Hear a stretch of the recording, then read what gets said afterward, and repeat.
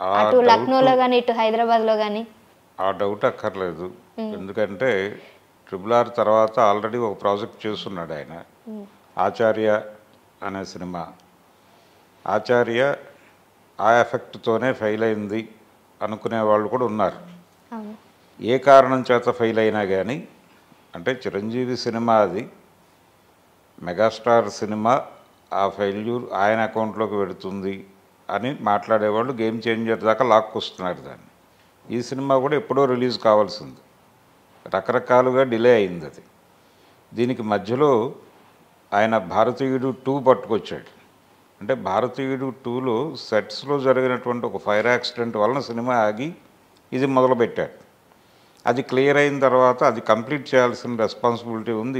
ఇది ఆపి అటు వెళ్ళాడు ఆయన, శంకర్ గారు. శంకర్కి గత కొంతకాలంగా విజయం దూరమైంది. పర్టికులర్గా సుజాత అనేటువంటి ఒక రైటర్ చనిపోయిన దగ్గర నుంచి ఆ కష్టాలు మొదలైనాయి ఆయనకి. అయితే ఆ మాటను ఆయన అంగీకరించడు. ఆయన ఉన్నంతకాలం ఈయన సినిమాల్లో ఒక అద్భుతమైన స్క్రీన్ ప్లే ఉండేది, ఆయన వెళ్ళిపోయిన తర్వాతే ఈ తరహా సినిమాలు తీస్తున్నాడు ఆయన అనేది పబ్లిక్ ఓపెన్గానే మాట్లాడుకుంటున్నటువంటి విషయం. ఫైనల్గా ఇప్పుడు తను తిరిగి ఒక హిట్ కొట్టాలి అనేటువంటి దీంతో ఉన్నాడు. ఆయన కెరియర్కి చాలా అవసరం ఈ సినిమా విజయం. రెండోది, ఇప్పటివరకు తను చేస్తున్నటువంటి జానర్స్ కంటే ఇది డిఫరెంట్ జానర్లో వెళ్తున్నాడు, గేమ్ చేంజర్ అనేది. సో ఈ సినిమా సక్సెస్ మీద చాలా హోప్ ఉంది ఆయనకి. రెండోది, ఈ సినిమాకి సంబంధించి రెగ్యులర్ ఫార్మాట్లో కాకుండా ప్రొడ్యూసర్ ఇన్వాల్వ్మెంట్ కూడా ఎక్కువ ఉంది దీనిలో, దిల్ రాజు గారి చొరవ. అంటే దిల్ రాజు గారి బ్యానర్లో కూడా ఒక పెద్ద హిట్ వచ్చి చాలా కాలం అయింది, ఆయనకి అవసరం. కాబట్టి చాలా కాన్షియస్గా ఉన్నాడు ఆయన. కాన్షియస్గా ఉండి ఈ ప్రాజెక్ట్ డిజైనింగ్లో స్క్రిప్ట్ దగ్గర నుంచి మొదలుపెట్టి ప్రతిదీ శంకర్ మేకింగ్ స్టైల్ శంకర్ది ఉన్నప్పటికీ కంటెంట్ డిజైనింగ్లో ఏదైతే కోల్పోయాడో ఆయన సుజాత గారి మరణం తర్వాత, ఏదైతే ఒక హ్యాండ్ని కోల్పోయాడో అది ఆ లోటు కనిపించకుండా చేయడానికి దిల్ రాజు కసరత్తు చేస్తున్నాడు. దానికి సంబంధించి ఆయన చాలామంది రైటర్స్ని మోప్ చేశాడు. అది మాత్రమే కాదు, జనరల్గా ఆయన ఏఆర్ రెహమాన్తో వెళ్తాడు మ్యూజిక్కి సంబంధించి. ఇందులో తమన్ వచ్చాడు. ఇలాంటి మార్పులు ఆయన టెక్నికల్ టీంలో కూడా కొన్ని మార్పులు, దిల్ రాజు గారి ఇన్ఫ్లుయెన్స్తో జరిగినటువంటి మార్పులు. అలాగే పాటల టేకింగ్కి సంబంధించి ఆయనది ఒక స్టైల్ శంకర్ది, దాని నుంచి కొంత డిఫరెంట్గా కనిపిస్తోంది ఈ సినిమాలో. అంటే టోటల్ ఒక మాస్ హీరోకి కావలసినటువంటి మాసీ కంటెంట్తో సినిమా చేస్తున్నట్టుగా మనకు అర్థమవుతుంది. అంటే రామ్ చరణ్ నుంచి ఆడియన్స్ ఏం కోరుకుంటున్నారో ఆ ఎలిమెంట్స్ అన్నీ ఉండేలాగా ఆ డిజైనింగ్లో దిల్ రాజు కంట్రిబ్యూషన్ చాలా ఉంది. ఎందుకు ఈసారి దిల్ రాజు దీని మీద పర్టికులర్గా అంత కాన్సన్ట్రేషన్ చేశారంటారు? అంటే మనకి గత అనుభవాలు ఉన్నాయి. గతంలో ఇలాంటి ప్రయోగాలు, అంటే తమిళ్లో చాలా పెద్ద హిట్లు తీసినటువంటి ఒక డైరెక్టర్ని తెలుగులో ఒక మాస్ హీరోతో అటాచ్ చేస్తే ఫెయిల్యూర్స్ వచ్చినటువంటి సందర్భాలు ఉన్నాయి చరిత్రలో. అంటే కృష్ణ గారితో భారతీరాజా కలిసి ఒక సినిమా చేశాడు జమదగ్ని అని, ప్రజలకు మర్చిపోయి ఉంటారు కూడా. భారతీరాజాకు ఒక ఇమేజ్ ఉంది. ఆయన కృష్ణతోనూ చిరంజీవితోనూ 2 సినిమాలు చేశాడు తెలుగులో. చిరంజీవితో ఆరాధన అనే సినిమా చేశాడు, కృష్ణ గారితో జమదగ్ని సినిమా చేశాడు. రెండూ పెద్దగా ఆడలేదు. అలాగని ఆయన తక్కువ డైరెక్టర్ కాదు, ఆయన చాలా గొప్పవాడు. అలాగే బాలచందర్ గారితో చిరంజీవి చేసినటువంటి రుద్రవీణ సినిమా కూడా వర్కౌట్ అవ్వలేదు. ఇలా ఇతర భాషల్లో, పర్టికులర్గా తమిళ్లో చాలా పెద్ద హిట్స్ ఇచ్చినటువంటి ఒక్క నాగార్జునకే కలిసి వచ్చింది అది. అంటే గీతాంజలి సినిమా ఆయన మణిరత్నంతో చేశాడు, అది పెద్ద హిట్ ఇక్కడ. అది కూడా స్లోగా పికప్ అయింది. మొదట దానికి కూడా జనం లేరు, కానీ నెమ్మదిగా అది మ్యూజిక్ జనంలోకి వెళ్ళింది, సినిమా వెళ్ళింది, పెద్ద హిట్ సినిమాగా నిలబడింది అది. ఇలా ఒక చరిత్ర ఉంది మనకి. అందుకని అంటే వాళ్ళ ధోరణిలో సినిమాలు ఉంటాయి, వాళ్ళ ధోరణికి ఇక్కడ వీళ్ళ ఇమేజ్కి మధ్యలో గ్యాప్ ఉంటుంది. ఆ గ్యాప్ని బ్యాలెన్స్ చేసేటువంటి ఒక హ్యాండ్ ఉండాలి. అందుకని దిల్ రాజు ఎక్కువ ఇన్వాల్వ్ అయ్యాడు. ఇది శంకర్ సినిమాలాగానూ ఉండాలి. In the same time Ram Charan అభిమానులు ఏం కోరుకుంటున్నారో అది కూడా ఉండాలి. చిరంజీవి అభిమానులు ఏం కోరుకుంటున్నారో అవి కూడా ఉండాలి సినిమాలు, ఆ ధోరణి ఉండాలి. ఇది ఉండటం కోసం ఈయన ఎక్కువ కష్టపడుతున్నాడు, ఎక్కువ ఇన్వాల్వ్ అవుతున్నాడు. పర్టికులర్గా ప్రతిదీ అంటే మేకింగ్ ఆయన స్టైల్లోనే ఉంటుంది. ఆ మేరకు ఆయనకి అది వదిలేశారు, ఆ లిబర్టీ ఇచ్చారు ఆయనకి. ఇచ్చి ఇది ఉంటే బాగుంటుంది, ఇలా ఉండాలి ఈ హీరోకి అని.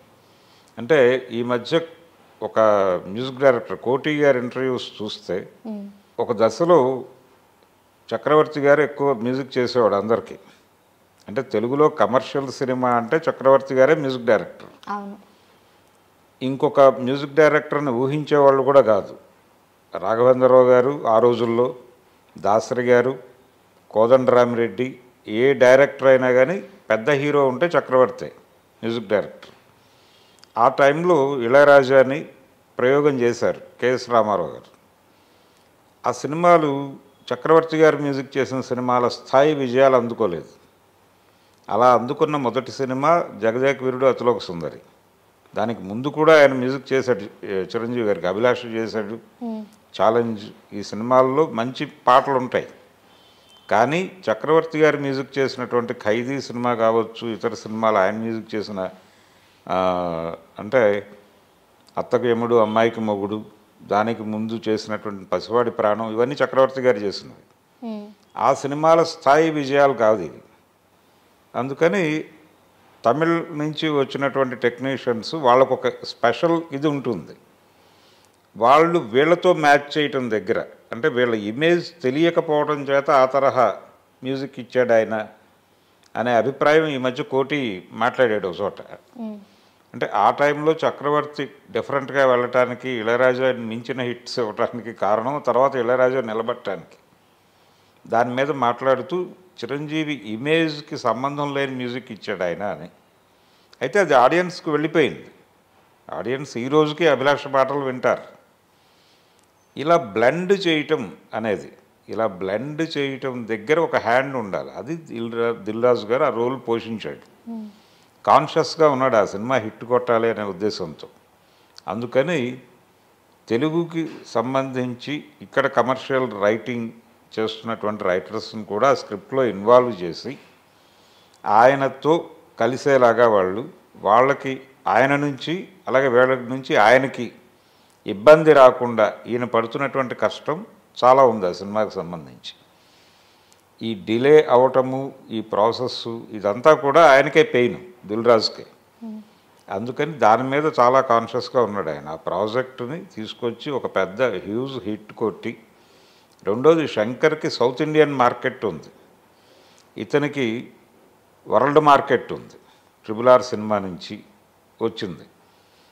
జస్ట్ పాన్ ఇండియా సినిమా మాత్రమే కాదు ఇది, ఇది గ్లోబల్ మార్కెట్లో కూడా పంప్ చేయాలనేటువంటి ఒక ఉద్దేశంతో ఉన్నారు వీళ్ళు. అందుకని కొంచెం ఎక్కువ జాగ్రత్తలు తీసుకుంటున్నారు. ఆ ఎక్కువ జాగ్రత్తలు తీసుకోవటంలో తన బాధ్యత ఎక్కువ తీసుకుంటున్నాడు దిల్రాజు. ఇది ఆయన అడ్మిట్ చేస్తున్నాడు. శంకర్ ఈ మధ్య మాట్లాడాడు ఆయన ఇక్కడే ఒక కాలేజ్ ఈవెంట్లో మాట్లాడుతూ, నేను జనరల్గా అలా వెళ్ళను కానీ ఈ సినిమాకి నన్ను నేను మార్చుకున్నాను అనే మాట అన్నాడు. కాబట్టి ఆయన కూడా కాన్షియస్గా ఉన్నాడు ఈ సినిమా నుంచి ఒక హిట్ కొట్టాలి అని. హిట్ కొట్టి ఇప్పటి వరకు తన కెరీర్, నిజానికి భారతీయుడు 2 చాలా ఇబ్బంది పెట్టింది ఆయన, డిజాస్టర్ అయింది ఆ సినిమా. దిల్రాజు కాదు, శంకర్కి. భారతీయుడు 2 అనే సినిమా శంకర్ని చాలా ఇబ్బంది పెట్టింది. ఆ సినిమా డిజాస్టర్ అయింది. నిజానికి 3 అనౌన్స్ చేసున్నాడు ఆయన. ఇక ఈ దెబ్బకి ఆయన 3 చేయడేమో, చేస్తాడా చేయడా అనేది వేరే గొడవ. ముందు ఈ సినిమా హిట్ అయ్యి ఆయన ట్రాక్ ఎక్కాలి. అంటే రామ్ చరణ్ కంటే కూడా ఈ ప్రాజెక్ట్ హిట్ అవ్వటం అనేది శంకర్కి ఇంపార్టెంట్, రామ్ చరణ్కి కాదు. రామ్ చరణ్కి నెక్స్ట్ ప్రాజెక్టులు బాగానే ఉన్నాయి, దిల్రాజుకి అవసరం ఈ సినిమా హిట్. ఇప్పుడు అవసరం దిల్రాజుకి అలాగే శంకర్ గారికి. వీళ్ళిద్దరికైతే ఇది ఒక ప్రెస్టీజియస్ ఇష్యూ అని చెప్పాలి. రామ్ చరణ్కి వచ్చిన ఇబ్బంది ఏం లేదు, నెక్స్ట్ 2 ప్రాజెక్టులు మంచి ప్రాజెక్టులు ఉన్నాయనికి. ఒకటి సుకుమార్ది స్టార్ట్ అవుతుంది ఇమ్మీడియట్గా, దాని తర్వాత ప్రాజెక్టు కూడా వాళ్ళు చర్చలో ఉన్నారు. ఓ బాలీవుడ్ డైరెక్టర్తో చేసే ఉద్దేశం ఉంది. ప్రశాంత్ నీల్ కూడా ఇతని వైపు దృష్టి ఉంది. కాబట్టి ఆయన నెక్స్ట్ 2-3 ప్రాజెక్టులకి టీమ్స్ ఉన్నాయి. సో ఆయనకు వచ్చిన ప్రాబ్లం కాదు ఇది. ఇది శంకర్ ఈ సినిమాతో నిలబడతాడా లేదా అనేది. నిజానికి మనకి ఆ రోజుల్లో అంటే రాజమౌళి రాకముందు అద్భుత రసంలో ఒక పెద్ద సినిమా అనగానే గుర్తొచ్చే డైరెక్టర్లు ఇద్దరు సౌత్లో. ఒకడు రాజమౌళి, రెండు శంకర్. వీళ్ళిద్దరే బిగ్ సినిమా అనగానే గుర్తొచ్చేవాళ్ళు. ఆ తర్వాత సీన్ మారిపోయింది. ఇప్పుడు తిరిగి వాళ్ళ ప్రాభవాన్ని నిలబెట్టుకోవడానికి ఇద్దరూ కష్టపడుతున్నారు. ఇప్పుడు మణిరత్నం గారు ఇప్పుడు కమల్ హాసన్తో సినిమా చేస్తున్నాడు. ఆ సినిమాతో నిలబడాలని, అందులో నాగార్జున గారు కూడా క్యారెక్టర్ చేస్తాడని అంటున్నారు. ఇలా ఎవరి ప్రయత్నాల్లో వాళ్ళు ఉన్నారు. ఇప్పుడు గేమ్ చేంజర్ ఈరోజు టీజర్ రిలీజ్ అవుతోంది. దాన్ని కొంచెం గ్రాండ్ వేలో అంటే ప్రమోషనల్ సైడ్ దిల్ రాజు గారు చాలా కాన్షియస్గా ఉంటారు. సినిమాని ఎలా జనంలోకి తీసుకెళ్ళాలి అనే దానికి సంబంధించి ఆయనకు ఒక వ్యూహం ఉంది. ఆ వ్యూహం కూడా వర్కౌట్ అయ్యి ఈ సినిమా హిట్ అయ్యేటువంటి అవకాశం అయితే ఉంది. Game changer. గేమ్ చేంజర్ అనే టైటిల్ ఇప్పుడు శంకర్కి అవసరం. ఆయన గేమ్ చేంజ్ చేయాలి ఈ సినిమా. Exactly right sir. నిజంగా గేమ్ చేంజర్ అనేది మీరు చెప్పినట్టు కూడా రామ్ చరణ్ కన్నా శంకర్కి అదేవిధంగా దిల్ రాజు గారికి చాలా ఇంపార్టెంట్.